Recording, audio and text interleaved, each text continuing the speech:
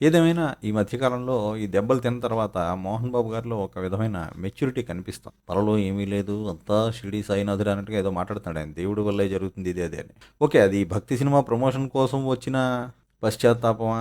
లేకపోతే నిజంగానే ఆయనలో ఏదన్నా ఒక రిపెంటెన్సా, రిగ్రెట్ అవ్వడమో ఏమో, పేర్లు పక్కన పెడదాం కానీ ఆ విధమైన మార్పు అయితే ఆయనలో కనిపిస్తుంది. చాలా సంతోషం.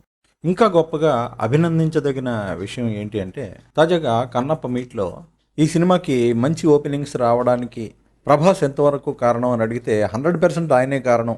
నాకు ఈగో లేదు. ఖచ్చితంగా ఈ నిజాన్ని నేను ఒప్పుకుంటున్నానని విష్ణు చెప్పడం జరిగింది. నిజంగా అసలది చాలామంది అతని నుంచి ఊహించని మాట అది. దీని వెనకాల ప్రభాస్ ఇంపాక్ట్ ఎంతవరకు ఉంది ఈ ఓపెనింగ్స్ వరకు? 100%.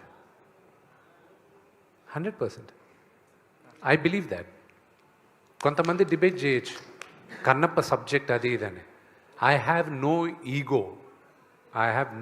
ఈగో ఇన్ యాక్సెప్టింగ్ నా బ్రదర్ ప్రభాస్ వల్లే ఈ ఓపెనింగ్ వచ్చింది అని. I know that. అతన్ని పెట్టుకోవడం వల్లే ఈరోజు మీరందరూ కన్నప్ప కథ చూడడానికి ఇంట్రెస్ట్ అయ్యారు. వచ్చిన తర్వాత కన్నప్ప కథ తెలుసుకున్నారు మీరు. So it's is only purely because of my brother. నిజంగా అంత సంస్కారవంతంగా నిజాన్ని ఉన్నదున్నట్టు ఒప్పుకోవడం, అలాగే ఎవరైనా నిజాలు మాట్లాడితే యాజ్ ఇట్ ఈజ్గా తీసుకోవడం, ఈ మెచ్యూరిటీ ఉంటే అసలు ఎవరండి శత్రువులు అవుతారు వీళ్ళకి? ఇంతకాలం ఆ మెచ్యూరిటీ లేకే కదా ఇన్ని విమర్శలు ఎదుర్కోవాల్సి వచ్చింది. మొత్తం మీద ఇప్పటి నుంచైనా ఇలా చక్కగా ఉంటే చాలామంది సంతోషిస్తారు. మోహన్ బాబు ఫ్యాన్స్ కానీ, ఇప్పుడు మోహన్ బాబు ఏం చిన్న యాక్టర్ కాదు కదా.